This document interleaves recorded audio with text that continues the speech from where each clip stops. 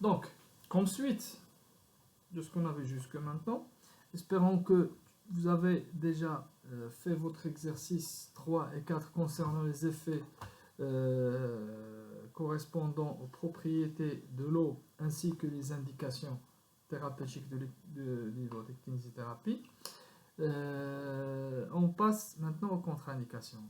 Et comme tout moyen thérapeutique, l'hydrothérapie a ses indications et ses contre-indications. On a vu les indications, comme j'ai dit auparavant, soit des indications destinées à l'appareil locomoteur et le système musculo-squelettique, des indications dans les cas des affections de l'appareil cardiovasculaire, des indications dans les affections du système rénal, les indications dans les affections de l'appareil respiratoire, les indications dans les affections du système nerveux central et périphérique, ainsi que des indications de troubles de métabolisme.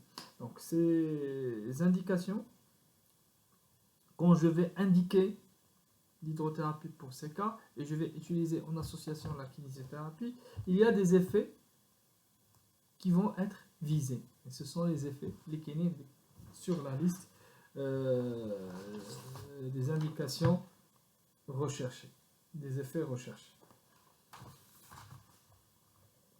qu'il faut classer bien sûr sur ce tableau. Donc, je vous donnerai un récap de tous ces résultats, mais je préfère que vous travaillez vous-même, lisez un petit peu, essayez de faire la correspondance, ça va vous permettre un petit peu de mémoriser ce qu'on a vu jusqu'à maintenant. Les contre-indications maintenant. Les contre-indications sont soit absolues, ça veut dire que interdiction formelle de tout travail hydrokinésithérapie, balnéothérapie associant kinésithérapie et effet de l'eau. Et il y a des contre-indications relatives, c'est-à-dire qui nécessitent certaines précautions à prendre au cas par cas.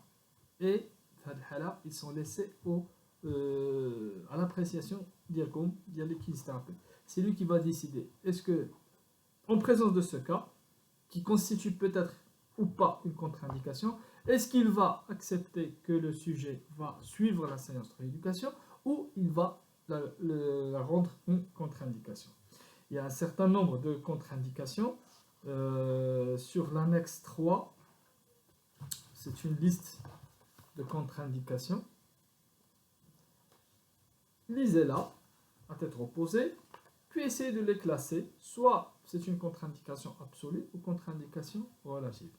Et là, je profite de l'occasion pour répondre à un questionnement d'une de vos camarades concernant les contre-indications. Elle a parlé des affections respiratoires. Comment on prescrit la natation, on prescrit la rééducation dans l'eau pour les cas où il y a le problème respiratoire. En même temps, on le trouve dans les pathologies contre-indiquées.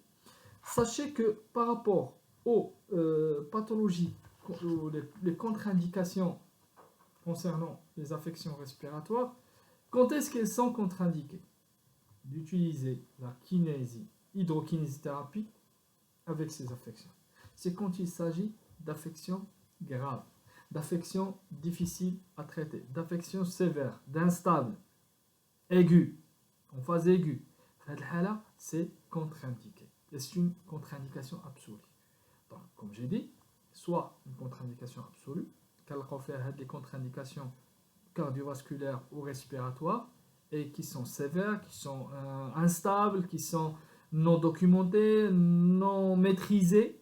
Donc, un cas par exemple l'insuffisance respiratoire aiguë, et qui n'est pas bien suivi sur le plan médical, je ne peux pas m'aventurer à prescrire une séance d'aérogine, d'aquagine avec ce patient. Ce n'est pas possible. Je cours un risque en mettant le patient dans l'eau. Il y a aussi, toujours dans le cadre des contre-indications absolues, les contre-indications générales et qui entraînent un risque de contamination de l'eau. À vrai dire, ce ne sont pas des contre-indications en tant que pathologie, mais le fait qu'ils risquent de contaminer l'eau, risque de transmission aux autres de l'infection sur infection, où il entraîne un risque psychologique avec le patient, في هذه الحالة غيتعتبروا des contre-indications absolues. On ne peut pas les utiliser. Ce sont des contre-indications في هذه الحالة de manière générale, ils ne sont pas liés à la pathologie, par contre ils sont liés à l'environnement, c'est-à-dire soit un risque de contamination de l'eau, la piscine, un problème, par exemple une cicatrice, une plaie ouverte, le pu, il risque de se transmettre avec l'eau. Transmission aux autres, transmission d'un germe à l'intérieur de la blessure ou un gène psychologique. Ce sont trois éléments qui caractérisent les contre-indications d'ordre général en ce qui concerne les contre-indications absolues. Deuxième catégorie, c'est les contre-indications cardio-respiratoires, cardiovasculaires et respiratoires. Comme j'ai expliqué tout à l'heure, c'est quand il s'agit de certaines pathologies qui sont instables, qui sont sévères. On a comme l'exemple actuellement, le Covid qu'on vit actuellement, c'est une insuffisance respiratoire, aiguë, en phase aiguë, très dangereuse. Est-ce que je vais m'amuser à faire de l'aérogym, de l'aquagym avec ce patient? Absolument pas. Donc, ça constitue une contre-indication absolue. Et enfin, il y a des contre-indications liées à l'état du patient. Donc, le patient, la pathologie dialo, il ne présente aucune contre-indication, mais l'état dialo présente des difficultés et une dangerosité pour appliquer de l'hydrokinésithérapie sur lui. L'exemple, l'SPA. L'SPA, on dit que parmi les indications ou les moyens thérapeutiques utilisés, c'est la natation. Demandez au sujet de faire de la natation. Imaginez ce patient présente une phase aiguë, la fièvre, les douleurs, difficulté de bouger. Est-ce que non, l'indication de l'hydrothérapie est maintenue? Absolument pas. Donc ça devient une contre-indication. Donc ce sont des cas qui sont liés à l'état du patient.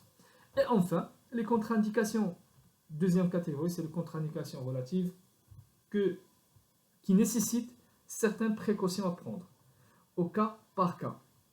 Et donc, ils sont laissés à l'appréciation du thérapeute. Il y a une certaine pathologie que, par exemple, le moment où le patient, il y a un risque pour lui d'utiliser la kinésithérapie, d'utiliser l'hydrothérapie, je peux prendre certaines précautions et rendre cette contre-indication vraiment on la dépasse. L'exemple, c'est par exemple le cas de l'épilepsie. Un épileptique, en dehors des phases de crise, qu'est-ce qui empêche l'utilisation de l'hydrogène, l'aquagym? Rien. On peut prescrire l'aquagym pour ces personnes, sauf pour les cas qui présentent un risque, qui ne sont pas suivis et qui présentent une phase d'instabilité. Impossible. Le cas aussi, il y a la taille. Personnes de petite taille, des nains, 1m20, 1m30. On a une piscine qui mesure au-delà de ça. Donc, si je m'amuse à le faire introduire dans le bassin, je risque de le faire noyer. Donc, je prends les mesures nécessaires, des précautions pour cela, soit lui mettre un gilet de sauvetage, une bouée, soit de trouver une piscine qui est la profondeur de la concerne. J'élimine le cas de la contre-indication et je peux utiliser les séances d'aquagym de manière tranquille. D'accord? Donc, ce sont quatre catégories, à vrai dire, réparties en deux types. Soit des contre-indications absolues, qui sont des contre-indications ou qui présentent des interdictions formelles de tout travail hydrokinésithérapie, balnéothérapie, l'association de rééducation fonctionnelle et l'eau, interdiction, ou des contre-indications relatives, c'est-à-dire nécessitant certaines précautions et laissées à l'appréciation du kinésithérapeute. C'est lui qui va juger est-ce qu'il va s'aventurer avec lui en prenant les mesures nécessaires ou pas. Pour les contre-indications absolues, on peut les classifier aussi soit des contre-indications générales, les pathologies ne présentent pas de problème, mais s'il y a un risque de contamination, il y a une plaie, le risque que l'eau il va infecter ou il va transmettre du germe dans l'eau et infecter les autres ou présente une gêne psychologique le patient. Qu'il y ait des contre-indications cardiovasculaires ou respiratoires, les cas sévères, les cas dangereux, les cas qui présentent peut-être des instabilités, donc c'est un risque pour le patient. Et les contre-indications liées à l'état du patient.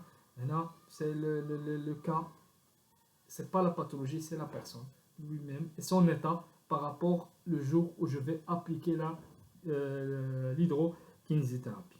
D'accord? Donc, je vous laisse aussi du temps pour relire les contre-indications sur la liste et essayer de les classifier sur le tableau de l'exercice 5. Je vous souhaite avec les différentes catégories. Je vous souhaite bon courage, bonne continuation. N'hésitez pas si vous avez des questions, des remarques, de les poster et je serai là pour y répondre. Je vous souhaite bonne continuation.